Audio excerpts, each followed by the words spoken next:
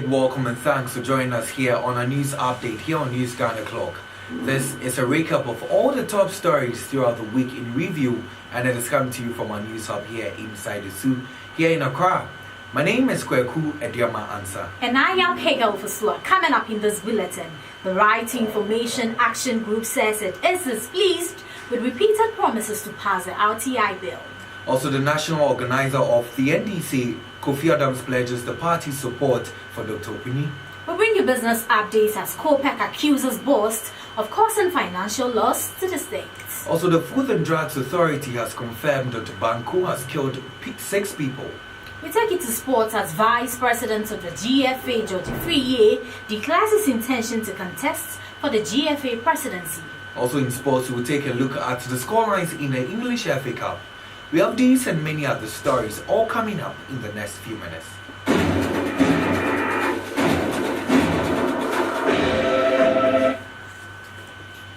Alright, so thanks for staying there with us. Now to our first story.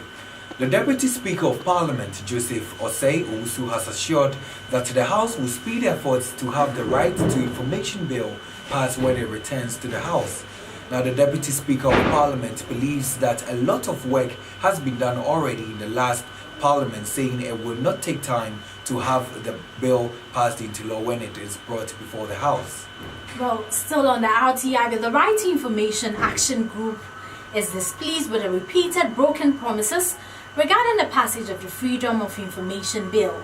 The group said the failure to pass the bill is not just an infringement on the constitutional, democratic and human rights of Ghanaians, but also an injury to the country's democracy. This year marks 22 years since the first draft of the RTI bill was made under the supervision of the Institute of Economic Affairs.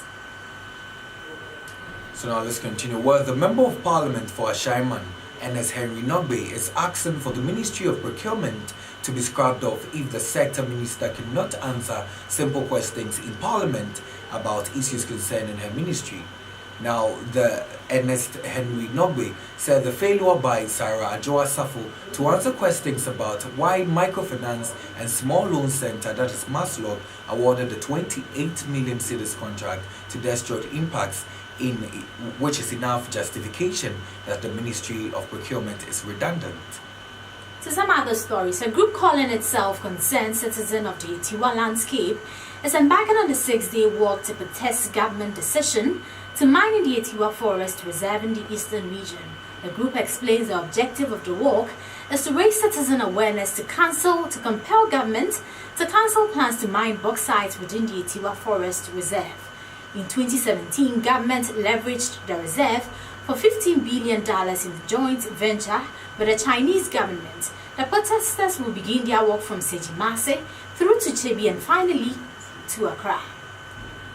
Now let's continue. And the national organizer of NDC, Kofi Adams, says the party will rally behind the Cocoa Board boss, that is Dr. Samuel Opuni, who is facing charges for causing financial loss to the state. Now, responding to the 27 charges which was leveled against Dr. Opuni and Seidu Agongo, he described the charges as made up. Now, Kofi Adams says that the NDC executives and farmers whose lives have been impacted by the work of the former Cocoa Board CEO will rise to his defense. In other stories, the traditional leaders and people of the newly inaugurated Asin North District in the Central Region have commended President Akufo-Addo for the Anadandem for the creation of the new district. They indicated that the inauguration of the new district had set the pace for rapid socio-economic development of the area to attract and retain investments to better the lot of the people. Also now, lab results have confirmed that the Banku dish has claimed the lives of 6 persons in the Volta region containing some poisonous substances, according to the Food and Drugs Authority. Now, victims complained of stomach ache after eating the popular Ghanaian staple, that is Banku and Akpele, and died soon after they were admitted at the hospital.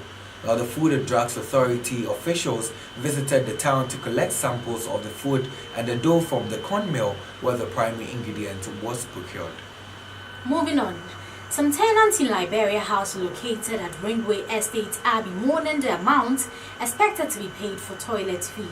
The fee, which is intended to dispose of the full pit of feces discharged by tenants of the house, comes in 3 forms, and this includes 50 cedis for persons in a room, 80 cedis for 2 persons in a room, and 100 cedis for 3 persons or more in a room respectively. Some tenants who spoke off camera have asked rent authorities to come to their aid. So now let's move on and do some business stories where the Chamber of Petroleum Consumers, COPEC, is accusing the bulk oil storage and transportation company BOST of causing financial loss to the state. Now, according to COPEC, Ghana lost in excess of 30 million Ghana cedis from the transaction BOST had with an unlicensed company. Now, the losses COPEC claims were recorded from the sale of some 1.8 million barrels of crude oil. The transaction was undertaken in September last year. Still on the matter, the Bulk Oil Storage Transportation Company Limited, BOST, has cleared itself of any wrongdoing in the sale of 942,000 barrels of crude to Lebanon-based oil firm BB Energy. The company says it saved Ghana over $2.8 million when it sold the crude to a firm at a discount of $2 instead of $5 a barrel. Now, officials of BOST have been busy this week after they were accused of causing financial loss to the state to a tune of 30 million Ghanaian cedis in the controversial transaction. So now let's still stay on this particular developing story where the CEO of the Bulk Oil Storage and Transportation BOST company, Alfred Obin, is seeking 5 million Ghana cedis damages against the head of a Chamber of Petroleum Consumers, that is COPEC, over allegations of death threats. In a suit filed at an Accra High Court, he is asking that the court to slap damages against the defendant for damaging his professional and social reputation and the psychological trauma and the death threat publication has had on him. Let's do some sports stories now. As Vice President of the GFA, George Afriyie, has revealed that he will contest in the 2019 presidential election of the football governing body. Now, speaking at his 50th birthday celebrations, he noted he's decided to contest because his boss, Kwesi Nyatechi, who is the current president of the GFA, has confirmed that he will not be seeking re-election when his tenure expires next year. George Afriyie became vice president after he was handpicked by Kwesi Nyatechi. Now let's still stay in sports and do some scorelines in English FA Cup. Now Manchester United faced Brighton where they won by 2-0 at Old Trafford. Also Tottenham won their game against Swansea City by 3-0. Now the big one was Chelsea against Leicester where Chelsea won by 2-1. This means that Manchester United will be facing their counterpart, which is Tottenham Hotspur, and also Chelsea Football Club would face their counterpart, that is Southampton, in their clash. That's all we have for you by way of news update here on News Ghana Club. But before we go, a recap of all our top stories. The Right Information Action Group says it is displeased with repeated promises to pass the RTI bill. Also, the national organizer of NDC, Kofi Adams, pledges support for Dr. Kudi. Party business updates as COPEC accuses BOST of causing financial loss to the state. Also, the Food and Drugs Authority has confirmed 6 people dead in the Baku incident. We take you to sports where Vice President of the GFA, George Afriyie, declares his intention to contest for the 2019 GFA presidency elections. Also, we took you through some scorelines in English FA Cup. That's all we have for you by way here on News Ghana Club. There's more news on all our social media platforms on Facebook, Instagram, and on YouTube. This news was produced by AMULENS Production. Thanks so much for making time with us.